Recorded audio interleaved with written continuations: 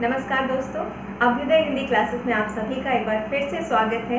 और जैसा कि मैंने अपने पिछले वीडियो में बताया था कि अगले वीडियो में मैं रचना के आधार पर वाक्य भेद पर चर्चा करूंगी। तो आज मैं आपके समक्ष रचना के आधार पर वाक्य भेद लेकर प्रस्तुत हुई हूं और आज हम इसी विषय पर चर्चा करेंगे। अगर वाक्यों के वर्गीकरण की बात की जाए कि वाक्य कितने प्रकार के होते हैं, तो उन वाक्यों का भेद जो है दो आधारों पर किया जाता है। पहला तो अर्थ के आधार पर और दूसरा रचना या बनावट के आधार पर। वाक्यों की जो बनावट होती है उस आधार पर वाक्यों के तीन भेद होते हैं। पहला सरल वाक्य, जिसको इंग्लिश में हम सिंपल सेंटेंस कहते हैं। दूसरा संयुक्त वाक्य,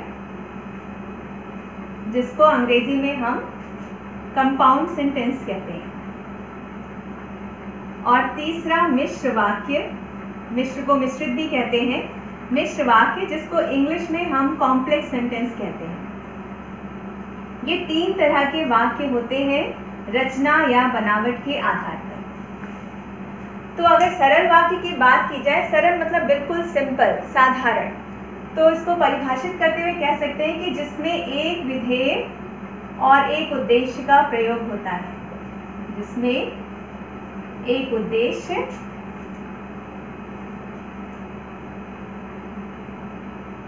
या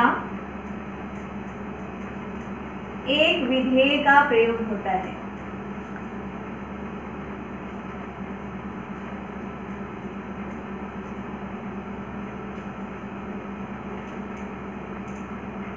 ऐसे वाक्यों को सरल वाक्य कहते हैं।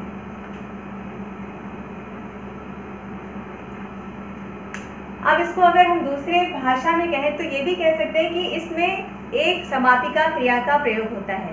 समापिका क्रिया का अर्थ है कि वाक्य जहाँ पर समाप्त होता है वो एक ही मुख्य क्रिया होती है। जैसे पूर्वकालिक क्रियाओं का प्रयोग हो सकता है, लेकिन समापिका क्रिया सरल वाक्य में एक ही होती है। तो इसको ऐसे भी कहते हैं, या एक समापिका क्रिया का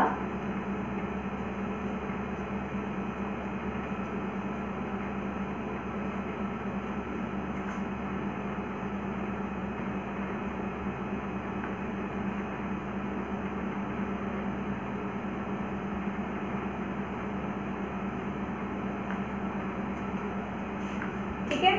तो या तो ये कहेंगे कि एक उद्देश्य और एक विधेय का प्रयोग होता है, या हम ऐसे भी डिफाइन कर सकते हैं कि ऐसे वाक्यों में सिर्फ एक ही मुख्य क्रिया होती है या एक ही समापिका क्रिया होती है। उदाहरण के लिए जैसे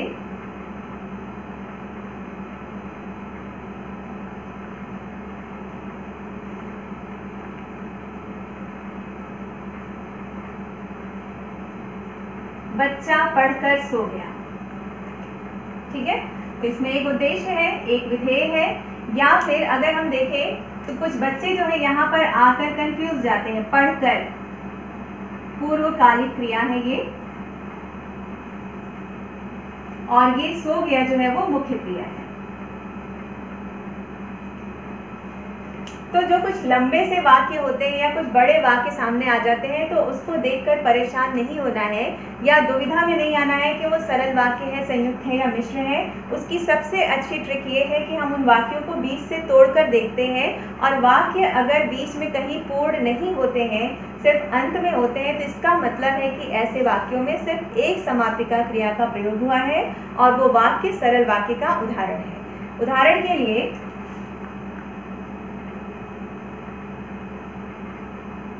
भारत के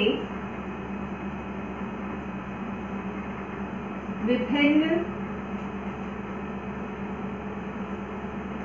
शहरों में दिल्ली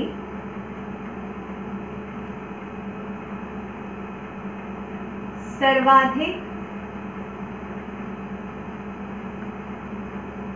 प्रदूषित शहर है। अब अगर इतना बड़ा वाक्य सामने आता है तो बच्चे परेशान हो जाते हैं कि ये वाक्य कहीं संयुक्त या मिश्र का तो उदाहरण नहीं है। तो सबसे अच्छी पहचान ये है कि हम पूर्ण विराम का प्रयोग बीच बीच में करते हैं जहाँ पे हमें लगता है कि वाक्य यहाँ पर कंप्लीट लग रहा है कि नहीं लग रहा है, और फिर उन वाक्यों को पढ़ते हैं कि उन वाक्यों में उद्देश्य विधेय है या नहीं है। लेकिन हम देखते हैं कि भारत के विभिन्न शहरों में दिल्ली सर्वाधिक प्रदूषित शहर है, और फाइनली वाक्य यहीं पर पूरा हो रहा है। इसका मतलब है कि इस वाक्य का अंत एक जगह हो रहा है और वो है एक सहायक क्रिया पर। ठीक है, तो ये ध्यान रहे कि वाक्य जब अंत में ही पूरे होते हैं, बीच में कहीं पूरे होते नहीं दिखाई दे रहे हैं, तो वो कितना भी लंबा वाक्य हो वो सरल वाक्य का ही उदाहरण होता है। और कुछ कंफ्यूजन क्रिएट करने वाले वाक्य आते हैं, जैसे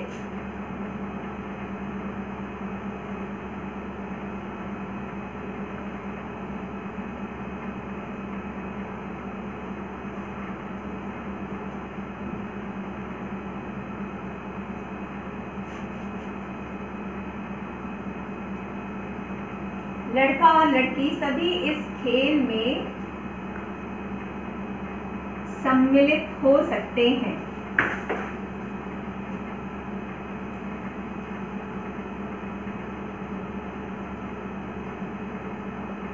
अब यहाँ पर कुछ बच्चे ये और देखकर कंफ्यूज हो जाते हैं कि ये संयुक्त वाक्य का उदाहरण है कि लड़का और लड़की सभी इस खेल में सम्मिलित हो सकते हैं, या इस कॉमा को देखकर कंफ्यूज जाते हैं कि ये दो आ गए हैं, या फिर दो समुच्चय बोधक अव्यय या समुच्चय बोधक या विराम चिन्ह आ गया है, तो इसका मतलब है कि सरल वाक्य नहीं है। तो इसमें परेशान होने की जरूरत नहीं है और कोई मन में शंका भी नहीं रखनी है, क्योंकि फाइनली वाक्य जो है यहीं पर कंप्लीट हो रहा है, पूरा यहीं पर हो रहा है, बीच में कहीं और पूरा नहीं हो रहा है। और समुच्चय बोधक अव्यय का प्रयोग भी सरल वाक्य में हो सकता है, लेकिन वो संज्ञा पदों को जोड़ने के लिए होगा, या फिर पूर्वकालिक क्रियाओं को जोड़ने के लिए होगा, या कर्म पदों को जोड़ने के लिए होगा। ठीक है, कर्ता दो हो सकते हैं, कर्म दो हो सकते हैं, पूर्वकालिक क्रियाएं भी दो हो सकती हैं, लेकिन समापिका क्रिया या मुख्य क्रिया सिर्फ एक होगी। ठीक है, तो सरल वाक्य की ये पहचान होती है कि सरल वाक्य में एक उद्देश्य और एक विधेय होते हैं, या फिर एक समापिका क्रिया होती है। अब आते हैं संयुक्त वाक्य। संयुक्त वाक्य में दो या दो से अधिक उपवाक्य, दो या दो से अधिक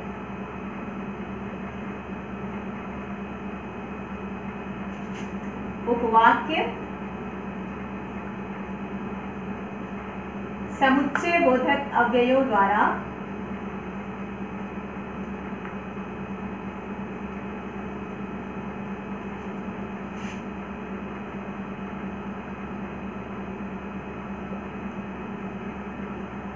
जुड़े होते हैं। ठीक है, संयुक्त का मतलब ही होता है जुड़ना।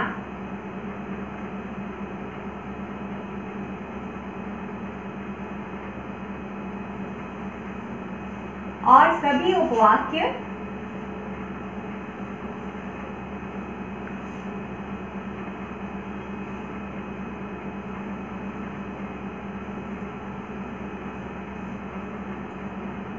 एक दूसरे से स्वतंत्र होते हैं।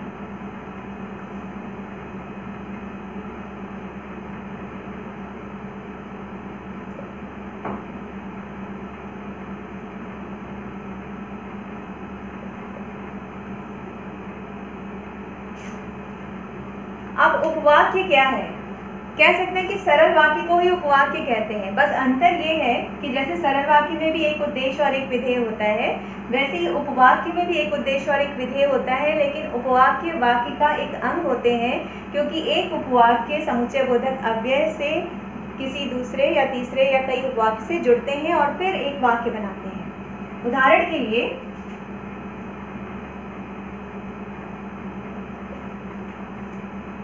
मैंने मेहनत की, इसलिए मुझे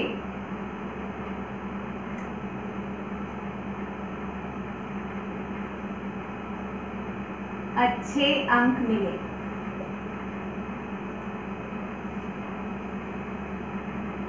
अब यहाँ पर अगर हम देखें तो इसमें दो उद्देश्य और दो विधेय हैं।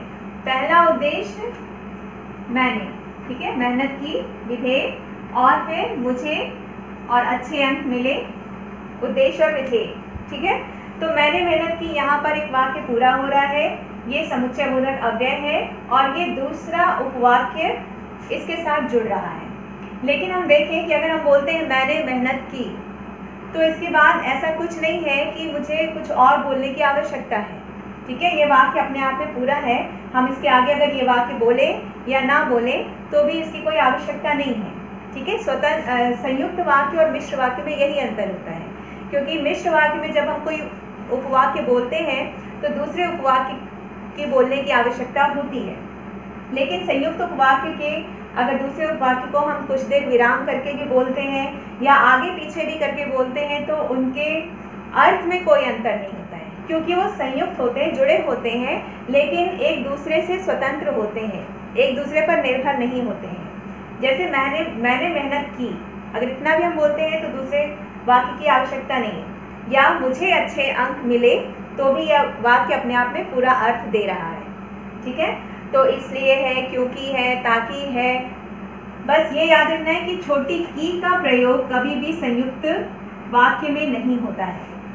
ये भी समुच्चय बोधक अव्यय है, लेकिन इसका प्रयोग हमेशा मिश्र वाक्य में होता है, संयुक्त वाक्य में नहीं होता है। ठीक है, और, तथा, किंतु, लेकिन, इसलिए, क्योंकि, इन सब का प्रयोग संयुक्त वाक्य में हो सकता है, और इसके साथ साथ कॉमा का भी प्रयोग, ये ध्यान रखना है, क्योंकि कभी कभी क्या होता है, समुच्चय बोधक अव्यय की जगह कॉमा का भी प्रयोग होता दिखाई देता है। ठीक है, मैंने मेहनत की, मुझे अच्छे अंक मिले। ठीक है, कॉमा का प्रयोग सरल में भी हो सकता है, संयुक्त में भी हो सकता है और मिश्र वाक्य में भी हो सकता है, लेकिन हमें ध्यान रखना है कि जब हम उस विराम चिन्ह को हटाएंगे, कॉमा हटाएंगे, तो उसकी जगह पर कौन सा समुच्चय बोधक अव्यय आएगा। अगर की आएगा तो वो निश्चित रूप से मिश्र वाक्य का उदाहरण होगा। अब आते हैं मिश्र वाक्य पर। मिश्र का मतलब होता है एकदम मिला जुला, मिश्रण। ठीक है, संयुक्त वाक्य में तो दोनों एक दूसरे से जुड़े होते हैं, मतलब एक दूसरे पर निर्भर नहीं होते हैं, लेकिन मिश्र वाक्य में दोनों उपवाक्य, दो या दो से अधिक उपवाक्य एक दूसरे में इस प्रकार मिले होते हैं, निर्भर होते हैं कि एक को बोलने के बाद दूसरे की आवश्यकता बनी होती है। तो इसको डिफाइन करते हम कह सकते हैं कि मिश्र वाक्य में दो या दो से अधिक उपवाक्य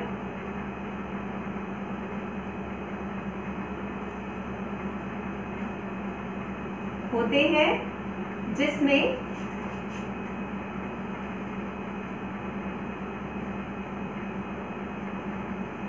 एक प्रधान उपवाक्य होता है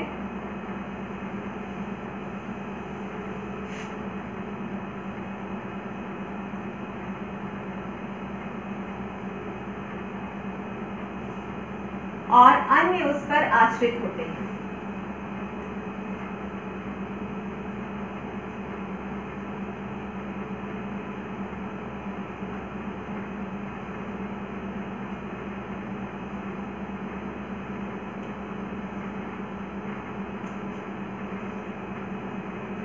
अब इसके साथ साथ हम इनके अंतर को भी समझ सकते हैं कि संयुक्त और मिश्र में ऐसे अंतर है कि इसमें भी दो या दो से अधिक उपवाक्य होते हैं, इसमें भी दो या दो से अधिक उपवाक्य हो सकते हैं, लेकिन इसमें जितने भी उपवाक्य होते हैं सभी स्वतंत्र होते हैं और सभी समानांतर होते हैं। ठीक है, मतलब सभी समान, मतलब सभी प्रधान होते हैं, कोई उसमें प्रधान या छोटा बड़ा नहीं होता है, सभी समान अर्थ वाले होते हैं। ठीक है, और इसमें जो है मिश्र वाक्य में दो या दो से अधिक उपवाक्य होते हैं, लेकिन उसमें एक प्रधान होता है और अन्य एक या एक से अधिक जो भी है उस पर आश्रित होते हैं। उदाहरण के लिए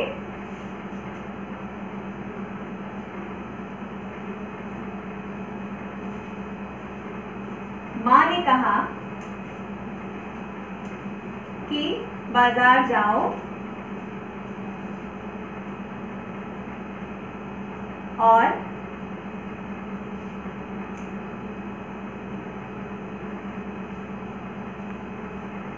सब्जी लेते आओ। अब यहाँ पर अगर हम देखें तो इसमें 3 उद्देश्य और 3 विधेय। ठीक है, 3 जगह उपवाक्य हैं। माँ ने कहा बाजार जाओ सब्जी लेते आओ, ये 3 उपवाक्य हैं। अब हम इसमें कैसे पहचानेंगे, और 2 समुच्चय बोधक अव्यय हैं, एक समुच्चय बोधक अव्यय ये है और दूसरा समुच्चय बोधक अव्यय ये है, ठीक है। तो अब हम इसमें कैसे देखेंगे कि ये कौन सा वाक्य है, किस तरह के वाक्य का उदाहरण है। तो मैंने बताया कि छोटी की का प्रयोग हमेशा मिश्र वाक्य में होता है, इसलिए हम समझ जाएंगे कि माँ ने कहा कि, ये पहला उपवाक्य है, बाजार जाओ और सब्जी लेते आओ, ये अन्य उस पर 2 आश्रित उपवाक्य हैं। तो ये प्रधान उपवाक्य हुआ और ये अन्य उस पर आश्रित उपवाक्य हुए। दूसरी पहचान ये है, और जो संयुक्त उपवाक्य और मिश्र वाक्य में अंतर करने का, कि इसमें जो समुच्चय बोधक अव्यय होते हैं वो हमेशा युग्म में प्रयोग होते हैं। समुच्चय बोधक अव्यय का प्रयोग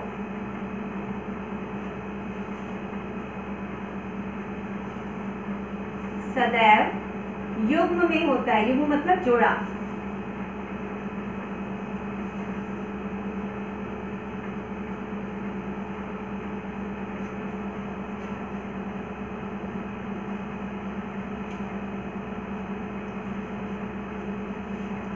जैसे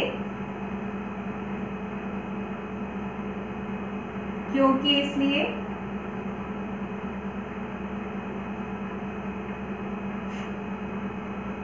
जब तक,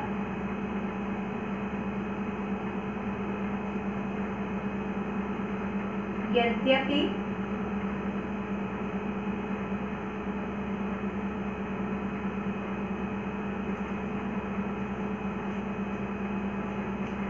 तो इस तरह से हम ये भी एक पहचान बना सकते हैं कि अगर युग्म में आ रहे हैं समुच्चय बोधक अव्यय तो वो मिश्र वाक्य, इसका मतलब है कि दोनों उपवाक्य एक दूसरे पर निर्भर हैं, ठीक है।